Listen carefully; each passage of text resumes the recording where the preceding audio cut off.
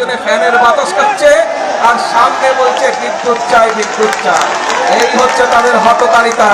তাদের বন্ধু বান্ধব তাদের সহকর্মীরাও তো সরকারের দায়িত্ব ছিল, তখন তারা কি করেছিল?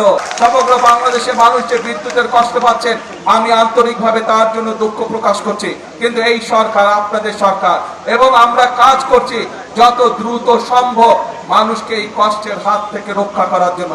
আমরা আশা করছি সবকিছু ঠিকঠাক থাকলে আল্লাহর রহমতে, সবকিছু ঠিকঠাক থাকলে আল্লাহর রহমত থাকলে দ্রুতই আমরা এই অবস্থা থেকে মানুষকে বের করে নিয়ে আসতে পারবো, যাতে করে মানুষ কিছুটা হলেও স্বস্তি লাভ করতে পারে। প্রিয় ভাই বোনেরা, আজকে আমরা দেখছি ফ্যাসিবাদের সময় যেরকম আমরা দেখেছিলাম, যখন আপনাদের এখানকার আরেক প্রার্থী, আপনাদের এই এলাকা থেকে নির্বাচিত আরেক প্রধানমন্ত্রী দেশনেত্রী বেগম খালেদা জিয়া কে আপনারা 91 সালে নির্বাচিত করেছিলেন। উনি যখন 91 সালে দেশ পরিচালনার দায়িত্ব পেয়েছিল, তখন দেশ পরিচালনার দায়িত্ব পাওয়ার পরে আমরা দেখেছি যেই ফ্যাসিবাদকে এই দেশের মানুষ এই দেশ থেকে বিতাড়িত করে দিয়েছে, সেই ফ্যাসিবাদ বলেছিল 1 মিনিটের জন্য বিএনপি সরকারকে শান্তিতে থাকতে দেব না, সেই 91 সালে বলেছিল। এবং তারা বিভিন্ন অরাজকতা সৃষ্টি করে সেদিন চেষ্টা করেছিল সরকারকে ব্যর্থ করে দেওয়ার জন্য, কিন্তু 91 সালেও বাংলাদেশের মানুষের সমর্থন ছিল বিএনপির পাশে, সেই জন্য সরকারকে তারা ব্যর্থ করতে পারেনি। প্রিয় ভাই বোনেরা, একই রকম আওয়াজ ইদানিং আবার আরো কিছু রাজনৈতিক দলের কাছ থেকে শোনা যাচ্ছে, সেই শব্দ পাওয়া যাচ্ছে। আমরা দুদিন আগে দেখলাম একটি রাজনৈতিক দলের কিছু সদস্যরা প্রতিবাদ করছে গ্যাস দে বিদ্যুৎ দে, হারিকেন সামনে নিয়ে বসে আছে। দেখেছেন ছবিটা? পিছনে কিন্তু এরকম ফ্যান চলছে, তাদের পিছনে ফ্যানের বাতাস খাচ্ছে আর সামনে বলছে বিদ্যুৎ চাই বিদ্যুৎ চাই। এই হচ্ছে তাদের হঠকারিতা। ছবিটা ভালো করে দেখেন, পিছনে ফ্যান ঘুরছে, ফ্যানের বাতাস খাচ্ছে, আর এইদিকে কেরোসিনবিহীন হারিকেন নিয়ে বলছে যে বিদ্যুৎ দে বিদ্যুৎ দে। প্রিয় ভাই বোনেরা, এই হচ্ছে তারা, তাদের বন্ধু বান্ধব তাদের সহকর্মীরাও তো সরকারের দায়িত্ব ছিল, তখন তারা কি করেছিল? এই যে হওয়ার কথা ছিল গ্যাসের জন্য, এই জাহাজের পারমিশন তো তারাই ক্যান্সেল করে দিয়েছিল, তাদেরই সরকার ক্যান্সেল করে দিয়েছিল। এখন আবার আমাদেরকে নতুন করে সবকিছু ভালো করে দেখে শুনে আমাদেরকে নতুন করে করতে হচ্ছে। ইনশাআল্লাহ আমরা আশা করি এই তৃতীয় জাহাজটি চলে আসলে গ্যাসের সমস্যার সমাধান অনেকাংশে কমে যাবে।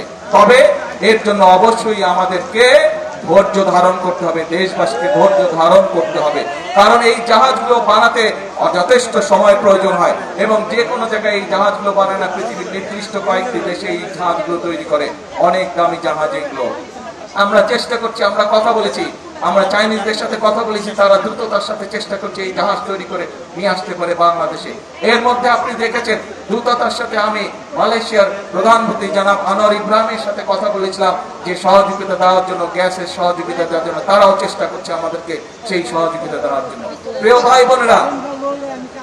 বোনেরা, আরেকটি দলের নেতাকে দেখলাম যে উনি কোথায় জানি গিয়েছেন এবং বক্তব্য দিচ্ছেন, তাকে বলে মানুষ শুধু ধরে যে গ্যাস দেন গ্যাস দেন, গ্যাস নাই গ্যাস নাই। হ্যাঁ, আমরা তো অস্বীকার করছি না যে গ্যাসের সমস্যা আছে, তবে তার উদ্দেশ্যে আমি বলতে চাই, সেই নেতাদের উদ্দেশ্যেও আমি বলতে চাই যারা মঞ্চে বসে পিছনে ফ্যানের বাতাস খেয়েছে, সামনে হারিকেন রেখেছে, সবার উদ্দেশ্যে বলতে চাই বিএনপি জনগণের কাছে জন্য কাজ করছে।